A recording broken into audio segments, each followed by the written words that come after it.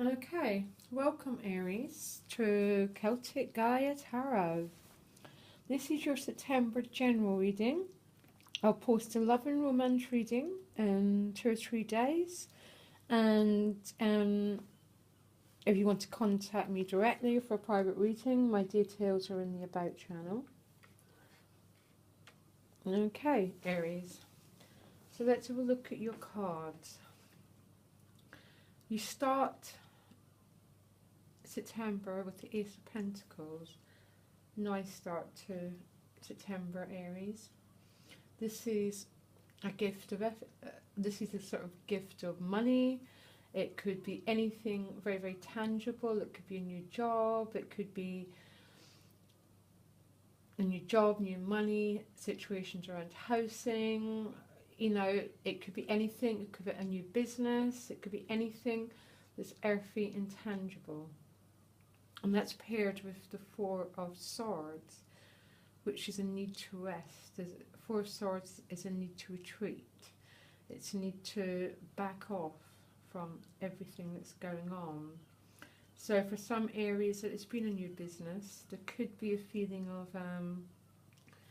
whoa, this is all too much. Maybe it's all going too fast. It's all speeding ahead at quite a high pace. So you need to rest. Look after yourself, Aries, because you need to, really. After the Ace of Pentacles, you've got the Nine of Cups. The Nine of Cups is the wish-filling card, basically. It's about all those good things in life. It's about pleasure. It's about personal fulfillment and just the riches of life, really. It's paired with the Death card, and Taurus got this combination as well. So all use Aries with Taurus Moon or even Taurus Venus, you've got exactly the same, you know, that means you've got this pairing twice. And how I read this pairing is that sense of sometimes we have to let go of the old as well, that we can't, if all our cups are being filled and we're celebrating all that's good in life, sometimes we have to shred old habits, old belief systems, sorry, my throat, even old addictions, Aries, which are sort of, they're blocking us basically. We can't and don't want to take them into our future lives with us.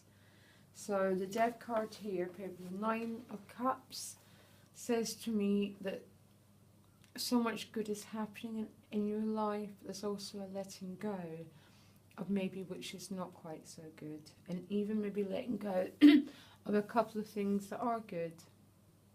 And we don't tend to have much control over the Death card. When it comes into our lives and in our reading, it sort of symbolises this change required here, actually. And it's funny because you've got the Emperor down in the root, and you know the Emperor's a ruler. He's a master, but I also find him quite a fixed sign. He's actually the Aries card. He's also quite fixed. He doesn't really quite like change. I mean, that's my experience with the Emperor. Every reader's different and they all have their own understandings, but there's something quite fixed about the Emperor. He's, you know, but change is coming anyhow. So after the Nine of Cups, we've got, it's almost the morning after the night before card, we've got the Four of Cups. And he's just a sullen character. It's almost like, you know, he's been partying for so many days and he's just having to go back to work, and he's not a happy young man, really. And he's so unhappy, he refuses to see all these upturned cups, and there's even a cup coming from the divine to him, and he can't even see it. He's quite, I find his body language is again quite closed off, quite stubborn, and it's maybe this change that's been brought about Aries, you haven't liked, actually. But again, don't panic, because this is a positive reading, actually, Aries, so please don't worry. But there's a feeling of maybe sulking a little bit. And how I find the best way to work with the Four of Cups is gratitude. And feeling your feelings a little bit. If you've got something that you're upset about because there's been a loss of something, it's okay to feel sad. And then but you can't build your house on sadness. You have to keep moving, because there's all these cups that are right in front of us. There's cups being offered to us, and we don't want to neglect what's in front of our eyes. And the reason why I'm saying that as well is because the Four of Cups is paired with the Six of Cups, which is emotional overflowing happiness. And again, the Six of Cups has got different meanings. All the cards have got loads of different meanings depending on the context. But the Six of Cups, to me, means sort of hitting the spot, getting it spot on, riding the wave, so to speak. It can also be a nostalgic card. It can be looking back at old memories, the way things used to be, which actually maybe makes sense a little bit more with the Death card there, that there has been a change and you are feeling not very happy about that change, even though you've got an abundance of cups, Aries. There's maybe a feeling of looking back over things that once were. And again, it's all a healthy process. Just don't get too stuck there, Aries.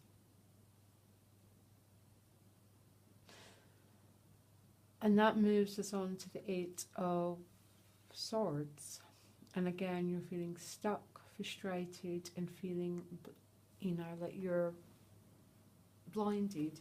You can't see a way out. Your heart and your head are in opposition here, Aries, which is very interesting, because the crowning card of the deck is the Knight of Cups, which is generally an offer being made. Or you could be the one doing the offering, actually.